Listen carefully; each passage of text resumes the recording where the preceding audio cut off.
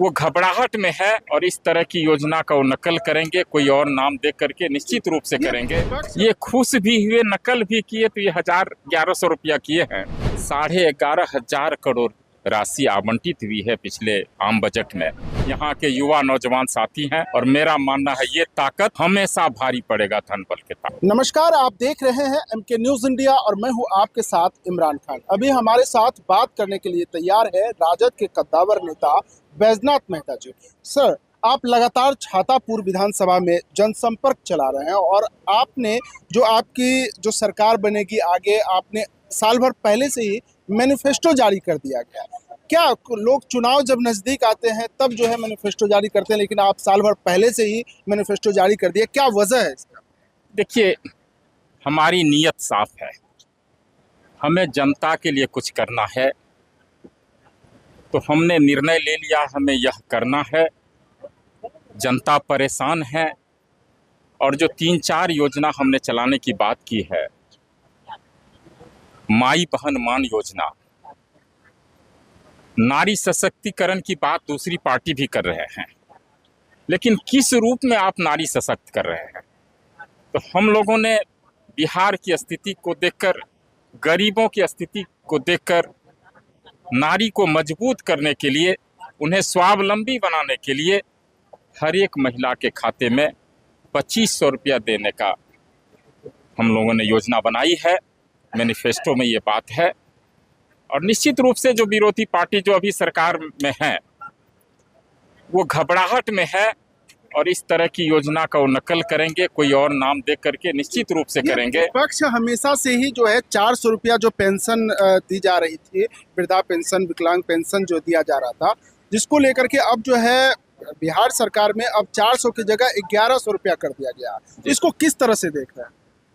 देखिए, निश्चित रूप से मैं मानता हूँ हमारे मैनिफेस्टो का यह नकल है, उनसे घबराहट भी है।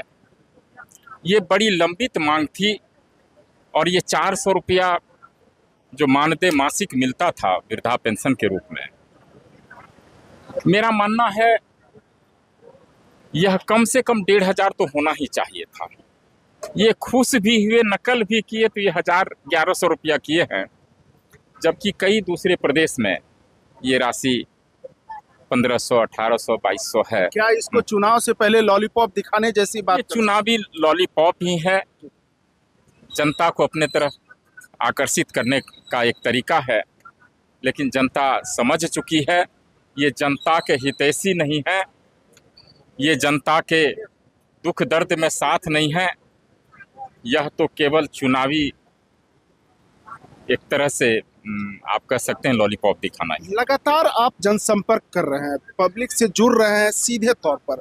ये आपकी सरकार जो बनेगी तो उस वक्त जो आपने योजना लाए हैं उसके बारे में लोगों को बता रहे हैं, लेकिन बैजनाथ मेहता स्थानीय है और यहाँ आपको कहीं ना कहीं मुद्दा नजर आ रहा होगा, तो आप क्षेत्र भ्रमण कर रहे हैं। क्या क्या ऐसा मुद्दा नजर आ रहा है जिस पर आप काम करेंगे अगर आप सरकार में आए? देखिए, बिहार की, अगर पूरे बिहार की मुद्दा लें तो 2-3 बातें हैं।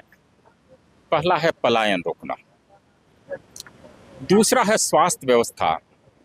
मेरा मानना है एक जिला में एक ऐसा हॉस्पिटल होना ही चाहिए जहां क्रिटिकल बीमारी का इलाज हो, हार्ट संबंधित, हार्ट अटैक हो, इमरजेंसी हो, न्यूरो संबंधित बीमारी हो, उसका इलाज हो।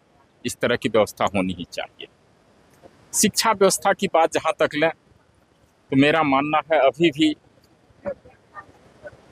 आम जन को इतना भरोसा नहीं हो पाया जो अपने बच्चे को सरकारी स्कूल में पढ़ा सकें, तो यह भरोसा भी दिलाना पड़ेगा और वहाँ और सुधार की ज़रूरत है ताकि गरीब के बच्चे भी पढ़ लिख करके होशियार हो सके, बुद्धिमान हो सके। सरकारी नौकरी तो मिलना संभव नहीं है, प्राइवेट नौकरी लायक भी हो जाए, उस व्यवस्था को भी सुधारना है। और तीसरा जो सबसे महत्वपूर्ण है, ये युवा भी किसान के ही बेटे हैं, मजदूर भी किसान के ही बेटे हैं जो पलायन कर रहे हैं। किसान को सशक्त करना है, किसान को खुशहाल करना है, उनके लिए नीति अपनानी है और वह क्या होगी उसके लिए हम जरूर काम करेंगे। हमेशा ये जो छातापुर विधानसभा और जो कोसी जोन है, जो सुपौल में ये कोसी विभीषिका से जो बर्बाद होती है हर साल, जो किसान उसमें बर्बाद हो जाती है, इस पर क्या कुछ करना है? देखिए, कई नदियां हैं जो सीधे हिमालय से चल के अपने क्षेत्र में आती है। कोसी नदी का कटाव एक अलग मुद्दा है और इस विषय को हमने कई बार उठाया, बड़े बड़े मंच से भी उठाया, और उसी का नतीजा यह हुआ जो उस मद में 11,500 करोड़ राशि आवंटित हुई है पिछले आम बजट में, जिसमें बैराज भी बनेगा और जो मेन कैनाल है कोसी का उसको मेची नदी से जोड़ा जाएगा जो पश्चिम बंगाल में है, और उसकी चौड़ाई भी बढ़ेगी। तो जो बाढ़ आएगी तो कुछ हद तक वो पानी दूर तक चला जाएगा, उससे राहत मिलेगी। और जो छोटे छोटे नहर हैं, कैनाल से हैं, सिंचाई के लिए उनको भी साफ किया जाएगा। और मेरा मानना है कई जो मुख्य नदियां हैं जिसके कारण बाढ़ से किसान प्रभावित होते हैं, उन मुख्य नदियों के तटबंध को मजबूत किया जाए, दुरुस्त किया जाए, और परिवहन के ख्याल से भी उस पर सड़क मार्ग, पक्का सड़क बने। जैसे सुरसर नदी है, मरचैया नदी है, गेड़ा नदी है, अपने इलाके में ये सारी नदियां हैं।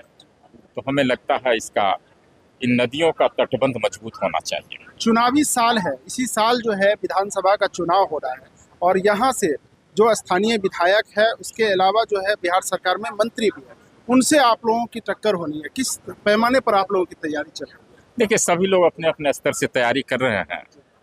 उनकी अपनी नीति है, हमारी अपनी नीति है, और निश्चित रूप से अगर वो 5 बार से जीते हैं तो मजबूत हैं, इसमें कोई दो मत नहीं है। हम लोग भी अपने स्तर से तैयारी कर रहे हैं। उनकी मजबूती पैसे से हो सकती है, धन बल से हो सकती है, और बैद्यनाथ मेहता की ताकत छातापुर की जनता है, यहाँ के युवा नौजवान साथी हैं, और मेरा मानना है ये ताकत हमेशा भारी पड़ेगा धन बल के ताकत। आखिरी सवाल, क्या इस बार परिवर्तन होगा? यह प्रश्न अगर हमसे कर रहे हैं तो उचित नहीं है, लेकिन मेरा मानना है जनता बदलाव चाह रही है, और पहली बार छातापुर को एक मजबूत विकल्प मिल चुका है, और छातापुर की जनता समय का इंतजार कर रही है, और समय आने पर निश्चित रूप से बदलाव होना तय है। बहुत बहुत शुक्रिया। तो जैसा कि आपने सुना बैद्यनाथ मेहता जी को, खास करके राजद के जब से ये ज्वाइनिंग किया है इस क्षेत्र में कार्यकर्ता सक्रिय हो गए हैं, और खास करके जो विपक्ष की भूमिका होती है